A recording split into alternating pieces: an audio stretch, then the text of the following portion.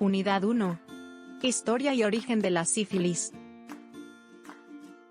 El nombre popular de la enfermedad sífilis se debe a una poesía escrita por el médico italiano Girolamo Fracastorius, quien relata en su historia el castigo de padecer con la enfermedad al pastor Sífilus, por su vida inmoral y mundana. Cabe mencionar algunos personajes importantes de la historia, los cuales padecieron la enfermedad como Napoleón Bonaparte, Vincent van Gogh, Oscar Wilde, Adolf Hitler, entre otros. La palabra sífilis proviene del nombre Sífilo, pastor y protagonista del poema del médico y polifacético italiano Jerónimo Fracastoro. En el poema relata cómo Sífilo fue castigado por haber erigido altares prohibidos en la montaña.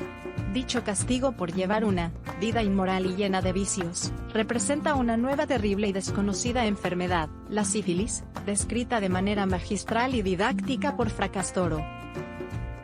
En el transcurso de la historia, las infecciones de transmisión sexual han estado presentes en el entorno humano, algunas de ellas llegando a ser causa de epidemias globales. En textos antiguos, estas fueron descritas por los estudiosos de la época con pocos fundamentos científicos y basándose principalmente en la observación. Por ejemplo, los condilomas eran conocidos como verrugas en partes íntimas.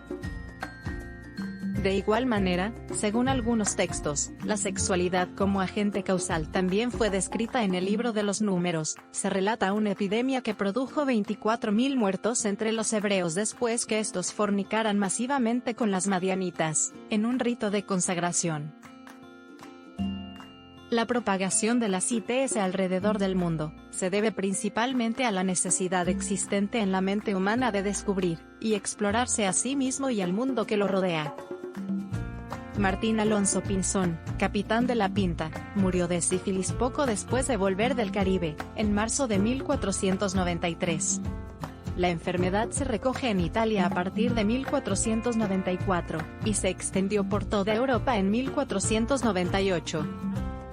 La teoría precolombina se basa en el hallazgo de esqueletos encontrados en asentamientos neolíticos con lesiones óseas aparentemente de origen sifilíticas.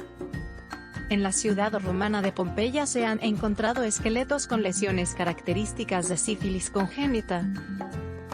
El estudio científico realizado desde 1999 al 2000 por la Universidad Inglesa de Bradford, hace referencia a que la sífilis estaba presente en Europa antes de que Colón volviera de su primer viaje, confirmado por excavaciones arqueológicas que sugieren que la sífilis no procedía de América. Según el estudio mencionado, se consiguieron 245 esqueletos, de los cuales 3 tenían signos claros de sífilis. Fue realizado por los departamentos de Arqueología y Paleopatología y hecho público en junio de 1999.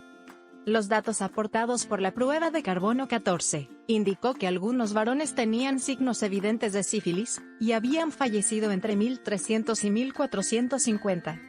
Algunos científicos piensan que la sífilis pudo ser introducida en Europa tras los contactos entre vikingos y nativos canadienses, alrededor del año 1300, coincidiendo con el tiempo en el que la enfermedad llegó a Hull. En la ciudad alemana de Nuremberg desde 1496 se les advertía a los habitantes los peligros de adquirir enfermedades venéreas como la sífilis y la gonorrea, al visitar antros de prostitutas. La explicación del porqué del nombre Morbus Gallicus o mal francés se basó por la llegada en el año 1495 de 30.000 soldados del rey de Francia Carlos VIII a la península napolitana, aproximadamente con 50.000 mercenarios y con 800 hembras de coito impuro propagando la epidemia sifilítica, primero en Italia y posteriormente en toda Europa.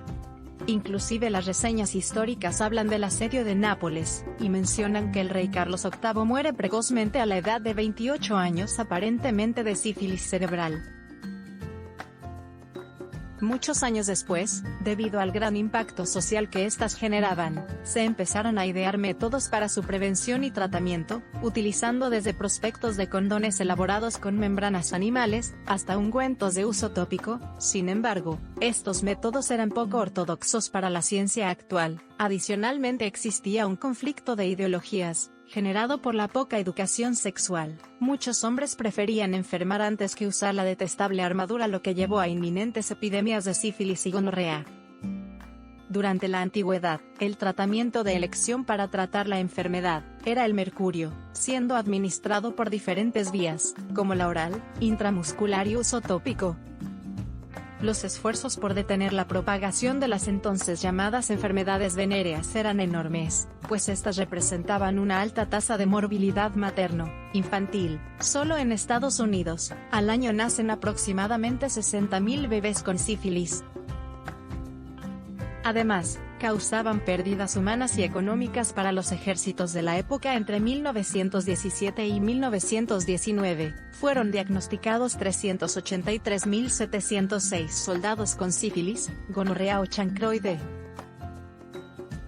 Con este problema, se utilizaron muchos métodos poco efectivos antes del descubrimiento e introducción de la penicilina en 1943. Con este tratamiento se logró disminuir significativamente los casos de sífilis a nivel mundial, y en la década de los 90 indirectamente con las campañas de prevención para VIH.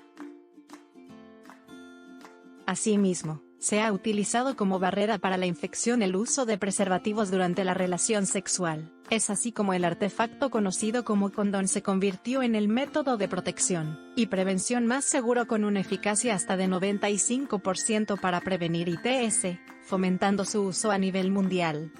En la actualidad los tratamientos y las estrategias de preventivas continúan avanzando, con el deseo de minimizar las tasas de incidencia y prevalencia de casos de sífilis. Sin embargo, aún permanecen altos índices de la enfermedad que muestran una situación grave, principalmente en Latinoamérica, siendo este un tema de interés social para la salud a nivel mundial.